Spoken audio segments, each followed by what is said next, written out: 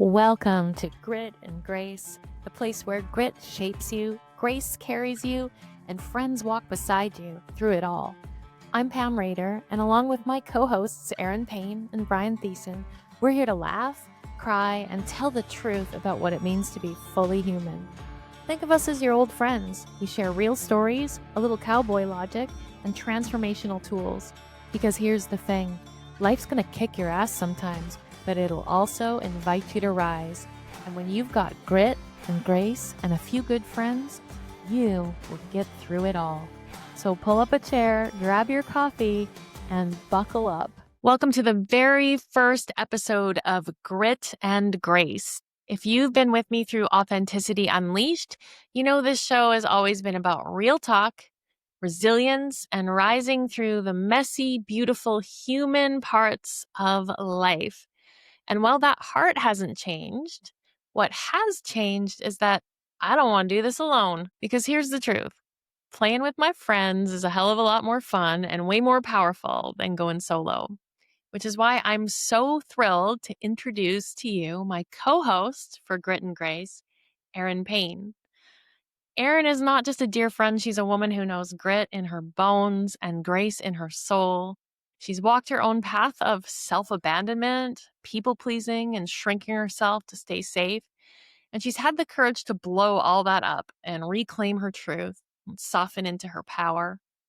Today, she's a transformation and embodiment coach who helps people come home to their most authentic and empowered selves, including me, y'all. I call her every day. She talks me off the ledge half the day. But don't let the depth fool you. She's also, in true Pam Rader fashion, cheeky, no bullshit, super wise, and the perfect partner in crime for these conversations. So together, Erin and I are going to laugh, cry, poke fun at life, and dig into the kind of transformational work that polishes us instead of grinding us down. So my friends, meet Erin. You're going to love her. Oh my gosh, that was quite the intro. Thank you. You always have a way of making me feel so special. Thank you so much. I'm super happy to be here, and I cannot wait to get started on this journey. I know. We're going to have so much fun diving into the grit of life and how do we alchemize that and turn it into grace? How do we take Yeah, life's adversities and let them prepare us for greatness? And how can we even look back at things that we maybe thought were horrible at the time and see the beauty and the gifts in them? And I just love that we're going to be exploring that during our time together, absolutely. Me too. It's like those are our conversations. right? Yeah. So for the people that are just meeting you, how would you describe yourself beyond titles and roles, just as a human? How would you describe yourself, Erin? Oh man. Well, lots of times I feel like I'm an absolute mess and I'm here for it. Other times, I feel like I got my stuff together for the most part. I am the mom of 2 boys, and they are constantly challenging me to transform the way I look at life, love, and all of the things. So, I'm a busy mom. I'm recently separated, and I'm reclaiming that part of me, learning who I am again. And I would say, I'm resilient. I'm resilient, and I definitely like to glean the wisdom from everything that I do. So it's just a part of who I am. This work is just a part of who I am, for Yeah, sure. for sure. And also, folks, Erin's got moves, y'all. She can dance. She loves to sing. She can play a little guitar, especially if she drinks some rye whiskey. Yeah, that's true. Like all of that stuff too is all exactly who I am. There's a great campfire story there. Definitely. She's a yoga teacher. And for those of you that don't know, Erin was the co-owner of Shift Power Yoga in Sylvan Lake, Alberta. We did some work together for a long time, and we have always loved to collaborate. And growth is the thing that we seem to collaborate on the most. Yeah, I would say that's absolutely true. Yeah. So, what's one thing that most people get wrong about you when they first meet you? So I come across so I put people at ease really, really quickly. That's a gift that I have. That's one of my superpowers. And what they might not know about me is that I'm actually pretty spicy. And Mhm.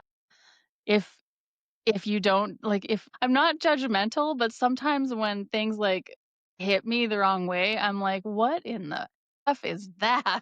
Yeah, So yeah. I'm pretty spicy inside, and, right now, as I reclaim myself, I'm learning to, honor that, really, Yeah. for You sure. know, it's funny as you were saying that, I'm like, we're the actual mirror kind of image of each other because people accuse me of being really intense. But as you know, I cry about everything and I'm pretty soft hearted. Yeah, because I definitely come across I cry for sure all the time, but I'm starting to embrace a little bit more of my unapologetic, "This is how I feel, and screw Yeah. anybody who doesn't like it."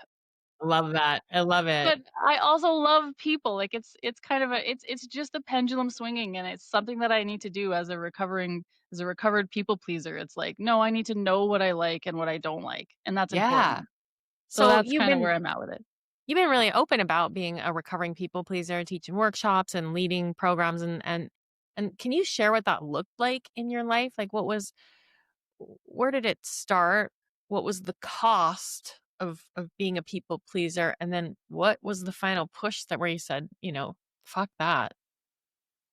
Oh, so, I mean, I don't even know where it started, to be honest. I lived the first quarter of my life with a real defense mechanism on, so I just pushed everybody away. But then when I decided that I wanted to not have that be so present in my life, I think it was my mom that told me, like, "You don't always have to be a bitch." And I know it's weird, but that is what I was like. And so in my early 20s, I kind of started putting that to bed, and what came out of that was I was constantly thinking about my life, my choices, what was going on through the lens of what someone else would think.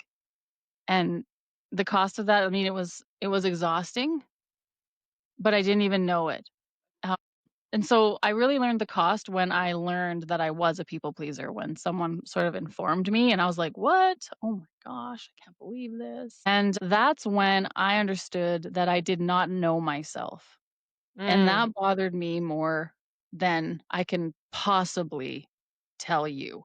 I I have don't a even know really what I like about this. I don't know what I don't like about this. I was so bothered by that. It put me on the floor. I was in tears. I have a really funny people pleasing story because most people wouldn't really consider me a people pleaser, but I really was for a long, long time too. And as you know, I have a bunch of really eclectic friends. Like I collect the Island of Misfit toys, like Yes. and I don't know what I was possessed one of me. them.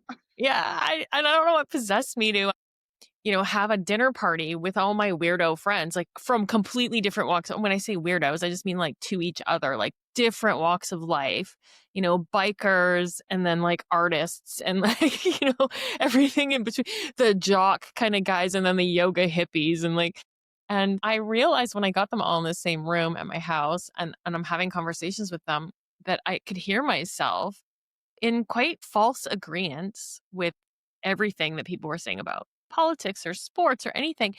And then I would move to talk to another person and hear myself changing my mind or my opinion. And I realized I don't even know what I think about anything, just that I don't know who I am or what I care about.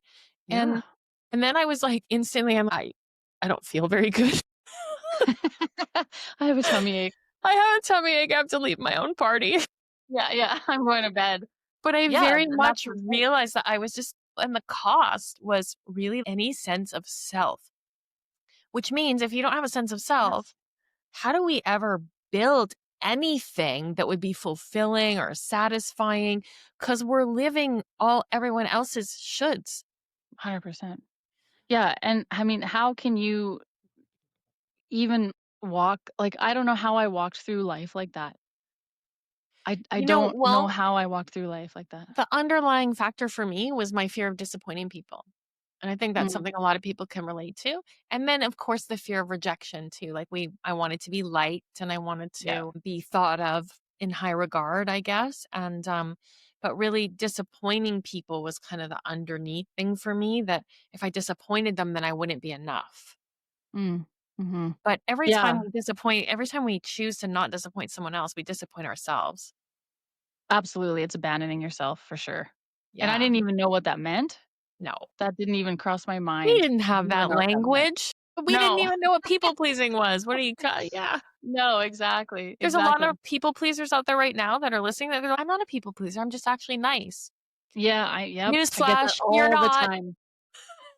I get that all the time. It's just who I am. I'm just nice, but you're constantly abandoning yourself. You're putting yourself underneath someone else. Like doing it once or twice, yeah, that's okay. That can be kind and generous, but when it's a consistent action of putting Yeah. yourself underneath, whether it's time, schedule, or money, it's you just chipping away at your vitality, who you are.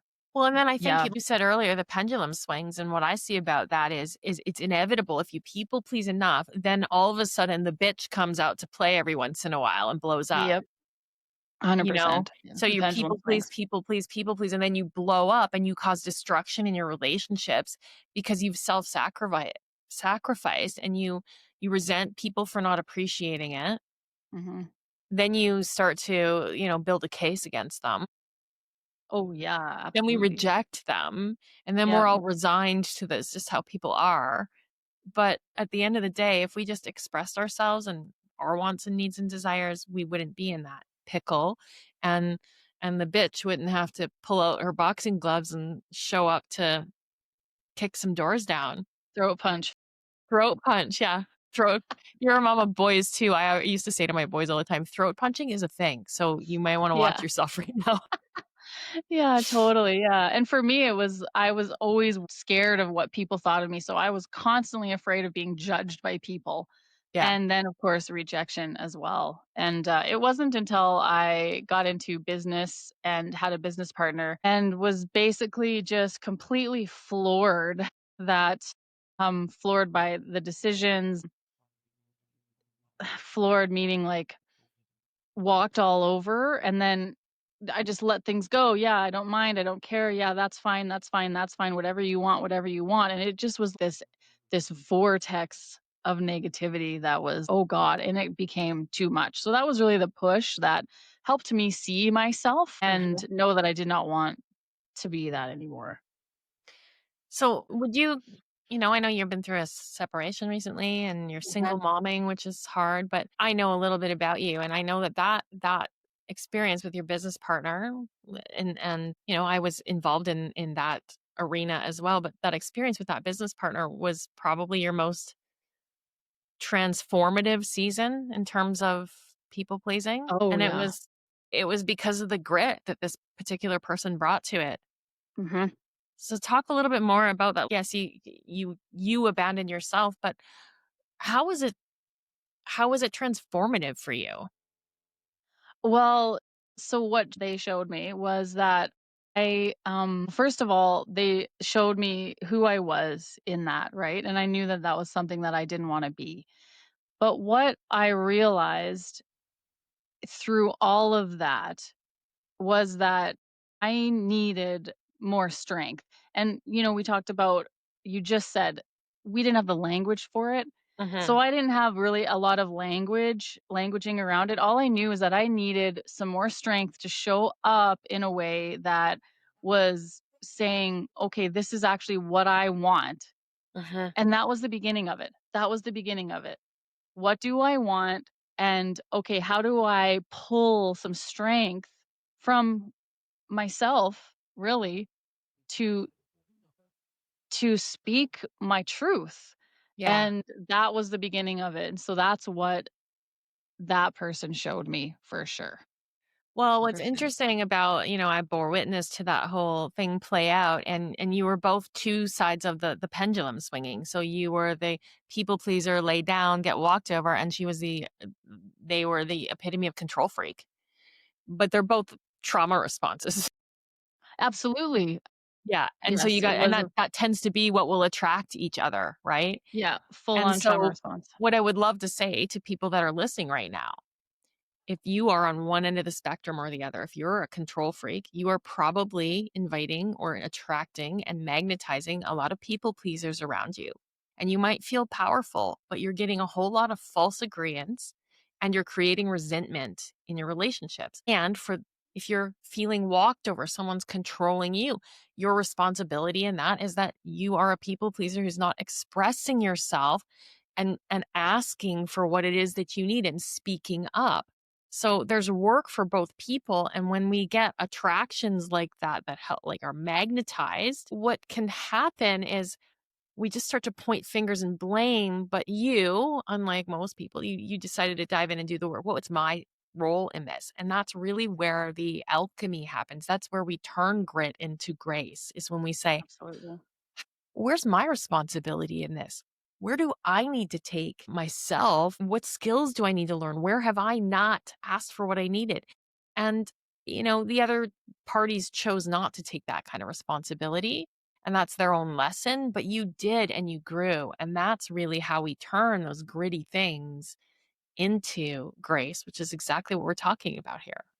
Absolutely, and it was messy at first, and it was not pretty because I didn't know how to do it. I was like Bambi, Yeah. I was brand new, I didn't know how to do it, so it was not pretty, but I did my best and I showed up in a way that was like, "No, this is what I want," and so then there were fights and it was not I mean, Yeah. I could do so much better now, but it was Well, here's another way of saying people pleaser. It's we're boundaryless.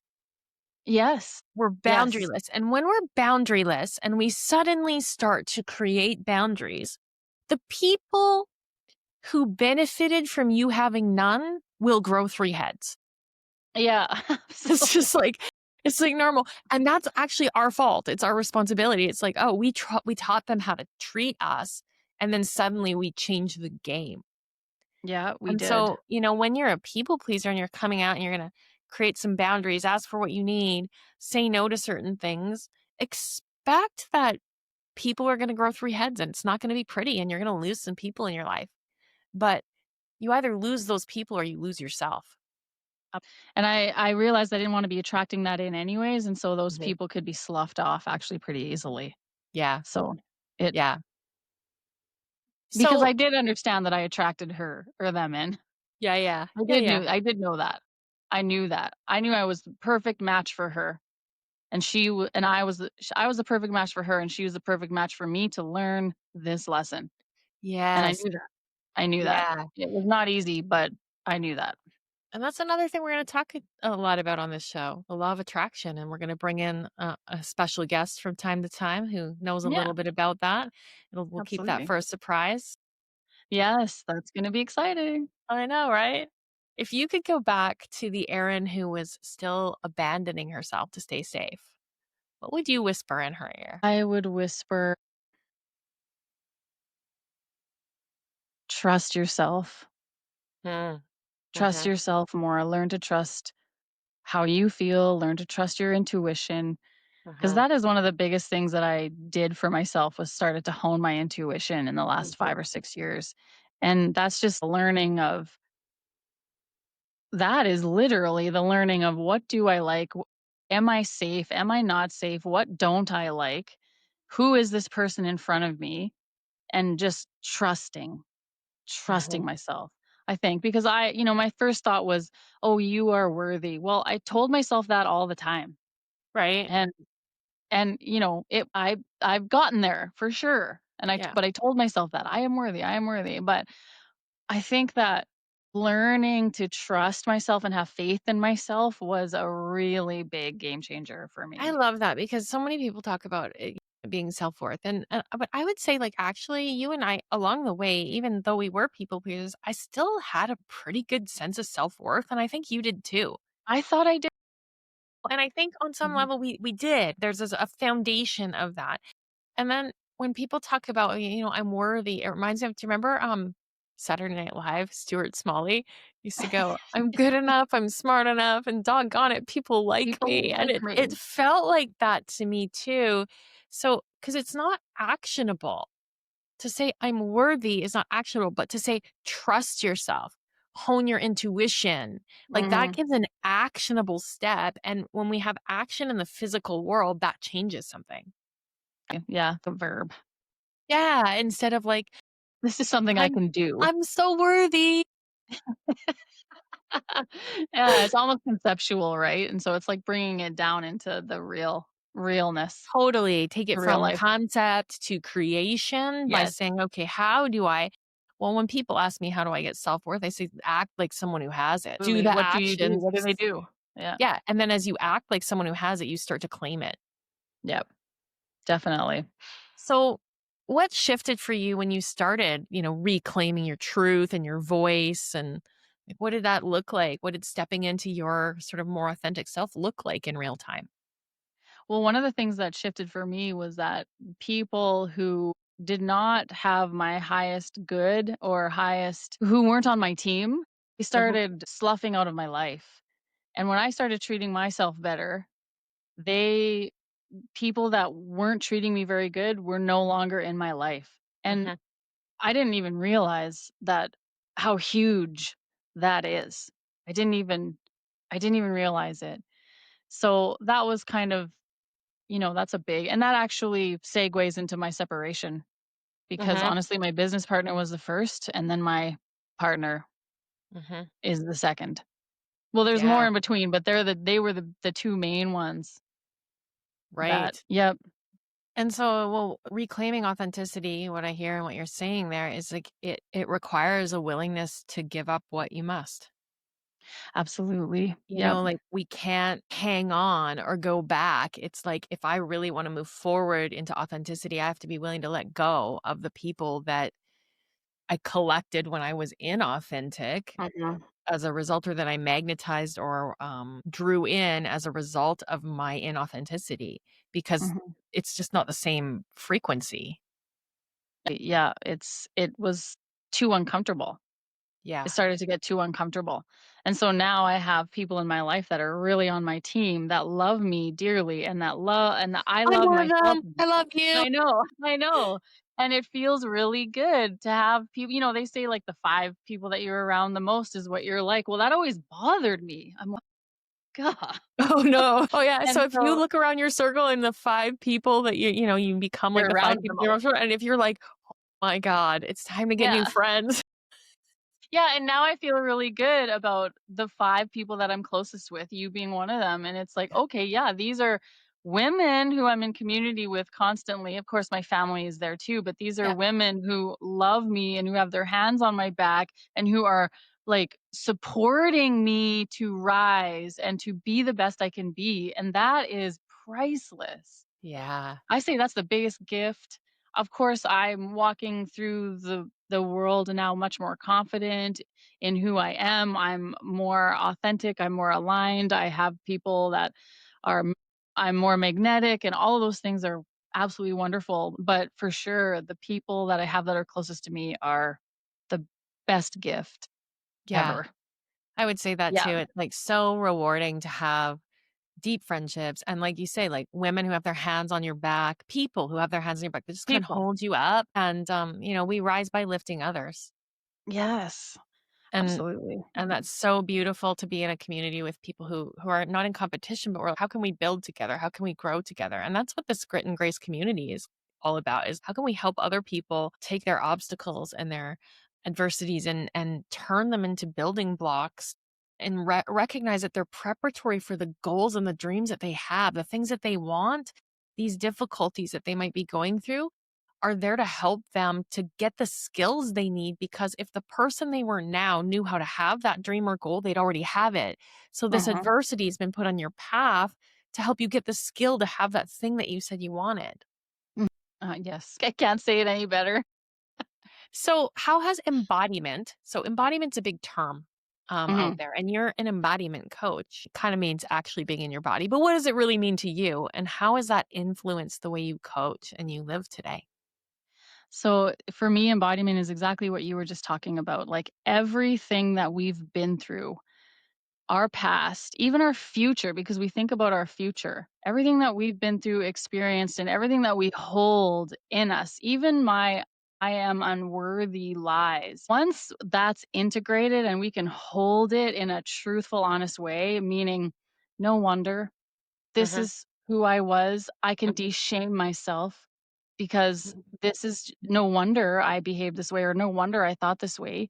To me, like embodiment is integrating all of the things that we are into our walk of life now. Okay, I And it's heard something giving yourself today that is so beautiful, and I want to just interject here because it was so moving. I'm actually going to put it in a speech I'm doing. So I'm like, amazing.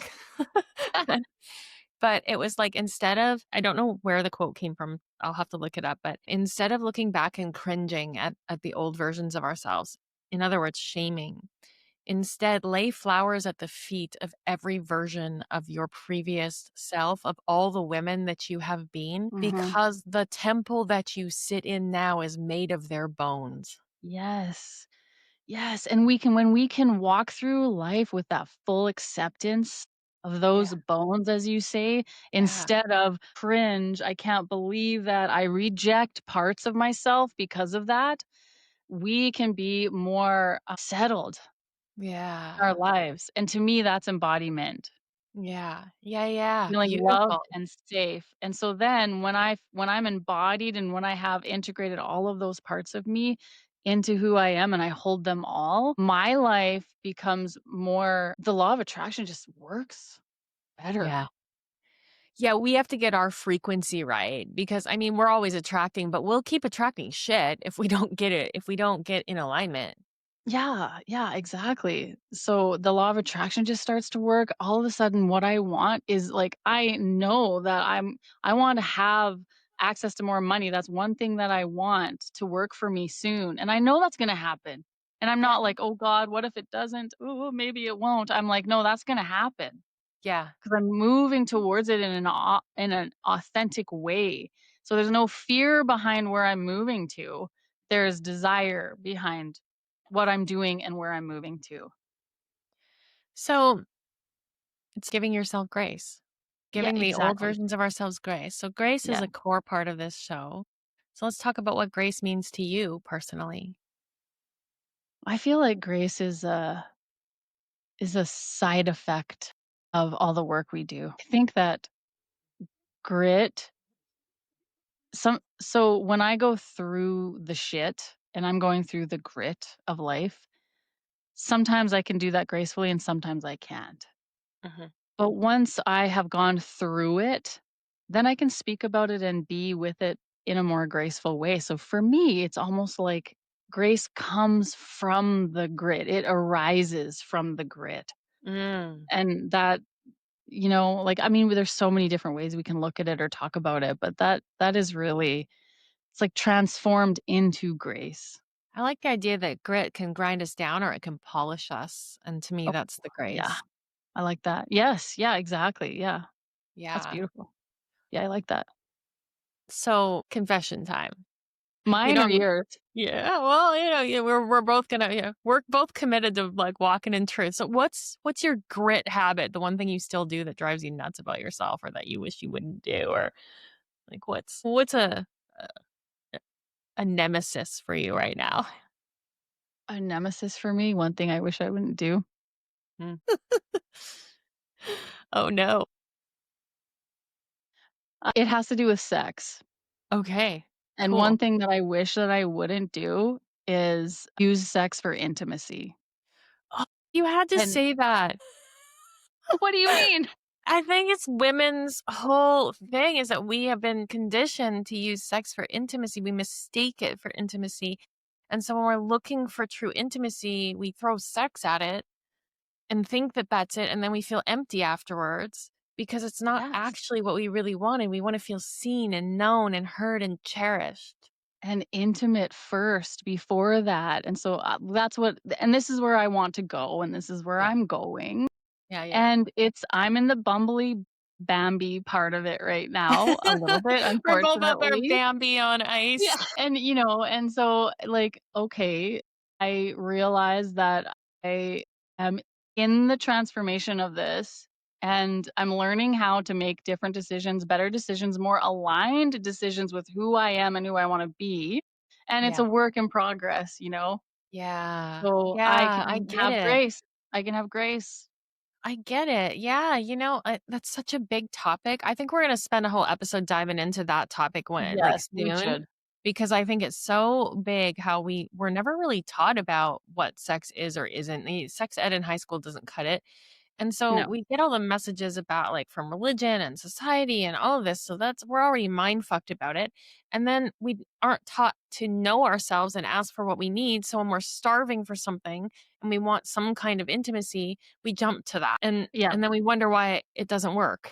and Mhm. why we feel, yeah, there's so much around that, but I love that you were so brave to share that. And yeah, we're going to dive into that. And totally, me too. And, I like, decided to go on a date recently, and, the date didn't go well, mhm. and, I tried to save it by, like, kissing him, and I'm just like, "Well, that's interesting. What was that all about?" Not just Yeah. kissing, I mean, like, bringing him in and having a makeout session. Yeah. No, you know what? I did the Save same it, thing. And then I was, you got to go. yeah. Because I realized I was like, "That's not aligned for me. What am I doing? I don't want that." I Yes, wanted that's been someone a real that thing. knew and loved me and understood me, and that wasn't it. And, like, I am pretty sure I probably just called you after, Yeah, but yeah, it's and that's what I'm yeah. talking about, right? It's, "Oh, why is this happening? Okay, this is really bugs me that I can't quite figure this out yet, but I'm getting closer because I can see myself in it and I have both things happening at once where I'm going to make this decision that maybe isn't the best decision, but I'm also feeling okay, I can see that I have the awareness of what I want to do differently and where I want to go. So Yeah. it's really interesting to hold both of those things, but Totally, we can see yeah. ourselves and you're like, "Wow, you're a flailing teenager right now, but you're still doing it." Yeah, exactly, and But that's at okay. least we're aware of it, and now you sort of realign. So, yeah, we'll dive into that because we also have our mutual friend that is gonna make an appearance on the show. Should Yes. we tell people who that is? I think you can tell a little bit, A yeah. little bit? So, Let's just, like, drop a little. let's drop a little hint. So, we might Yeah, have a certain cowboy drop by every once in a while to offer yeah, the masculine perspective on our show. which is so And exciting. it's so exciting because this particular cowboy is he's got a really good background in psychology and law of attraction, and he is an incredible pattern pointer outer and Recognize, yep. calls it as he sees it. And he has some things to say about, women and using mistaking intimacy for sex, but from a very compassionate point of view. He says that's your power. You've been taught that that's your power, but you've not been taught how to wield it. Mhm. And so Yeah. we'll ask him what he has to say about it, but he is going to make some special guest appearances on the show. So stay tuned for the cowboy riding in, everybody. Yeah, oh, I can't I mean, we could this is a different show or a Yeah, different episode for sure. different episode. Okay, so what's one guilty pleasure or ridiculous ritual that brings you unexpected grace? One guilty pleasure. Does it have to be ridiculous? I don't know how ridiculous it is. But No. honestly, like, my conversations with you Yeah. that I have and I have one other friend that I have conversations, like, in the same way with. Yeah. And, like, I basically consider her essentially would be my, like, spiritual coach. Yeah. And so my conversations with you and my conversations with her where I can just be real without a filter, without Yeah. having to worry if I'm pissing somebody off. And I can talk about these things that are sometimes a little bit out there. That is what gives me grace in this world, even when I'm destabilized as hell. Yeah. That is Same. for sure. Same. I love that. Yeah. Okay. We've been friends a long time. What made you say yes to doing this podcast with me?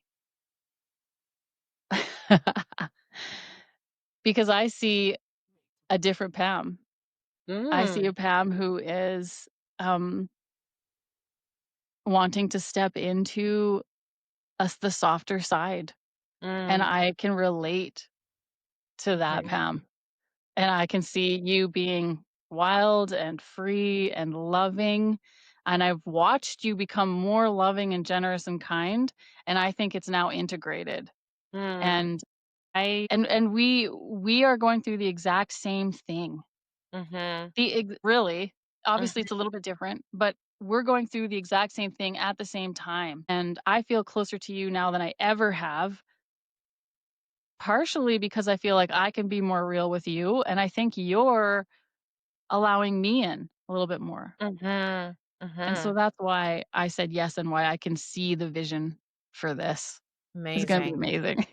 I love it. I love Yeah, it. Yeah, maybe we're not gonna date ever and we'll just be each other's ride or die. exactly. Exactly. I saw on TikTok the other day, there's these women in Texas, and they're all living together at the kind of like anywhere from like 30 to retired, and they Yeah. just pool their money and they all have little houses on the same land and they're just supporting each other. And I'm like, that's what me and Pam should do. Yeah. I got the land, my friend. Yeah, Come on over. exactly. Oh my God. Okay, what do you hope that people feel when they listen to you and I and occasionally the cowboy, when they listen to Grit and Grace? What do you hope people feel? I hope people feel that they can see that there's a way. There's a way for them, like a path, just a Mhm, little bit of light. 'Cause, mhm. like, people come to us and they're like, "What do I do? What do we do? I'm so sad. I'm so depressed. I'm so anxious."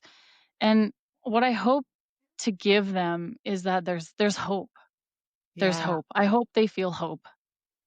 And like, Yeah. "Oh, okay, there's something that can be done, and I want to walk this path." One of the ways that I hope that we do that is that we are able to remind them of the grit that they've already climbed out of and the grace that Yes. they've already received in their lives to remind them of their power. Yeah, yes. To reframe, to look back at your past and say, look what you've already survived. How did you Mhm. create this? And like, of course, you're going to get through this. And who do you want to become because of it? And let's give people tools along this journey to help them get there. And see themselves as sacred.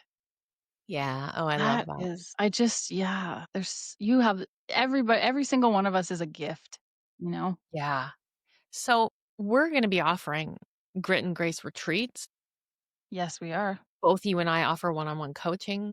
Yep. We're going to be offering experiences, workshops, all kinds of things. And I want people to really look forward to this and to look forward to that the experience they have listening to us, real talk, anything's on the table. We're going to laugh. It's going to be imperfect, but it's going to be transformational. Those experiences, they can come have those with us in real life. And I am Yeah. so stoked about that. Yeah, I love that. I know, right? So, okay, finish this sentence, Erin. The world needs more what? The world needs more true, like, authenticity. More authenticity, not Yeah. more cowbell. Definitely not more cowbell. And what I mean by that is that people need to what I wait, I don't wanna say people need to do anything because they don't. Yeah, But if people were more aligned with their desires and their truth, I yeah, think the world would be a different place. I agree. What's one practice you can't live without right now? Because there's something that you do that is just life saving for you?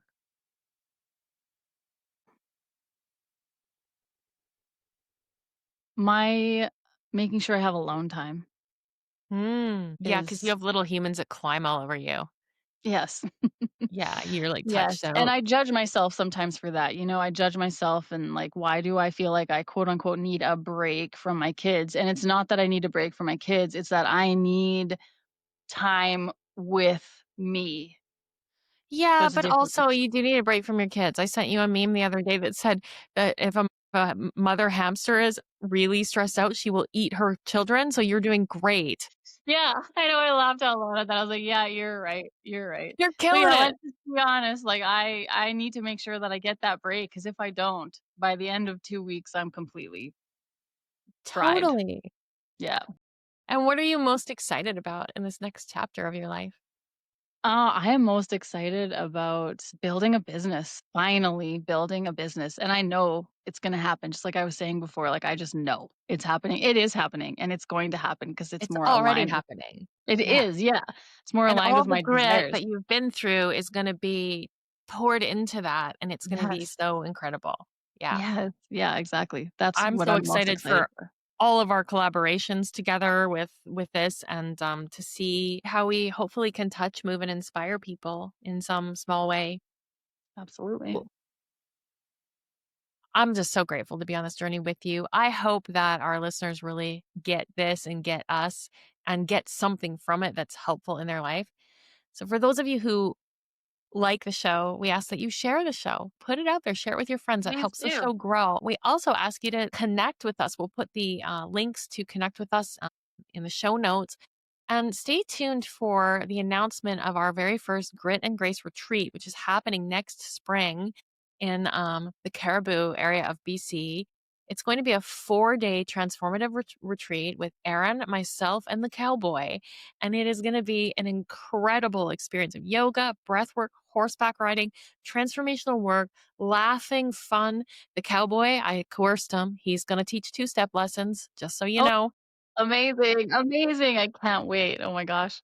Yeah, I know, right? It's gonna be so fun, and we already have a wait list for this event. We haven't got the dates quite set yet. If you're interested in getting on the wait list, we'll have a link in the show notes that you can get on that list, and I highly encourage you to do so. What a blast to go to with your friends or your family or your sister or whatever to come out to this. I promise you, you know what? Erin and I are a good time. Yeah, we are. I can't wait for the fireside talks. This is my favorite thing Oh, yeah, the to do. fireside talks with the cowboy. Come on. Like, come Yeah, on. yeah. I So mean, fun. how could you not want to? Yeah. Okay. Until next time, we both, Erin and I, would love to just offer you all the grace in the world for yourselves and to know Yes. that the grit is not happening to you, it's happening for you. Yep. And we believe in your ability to transform that grit into the next evolution of who you're becoming. You got this. Bye, everybody.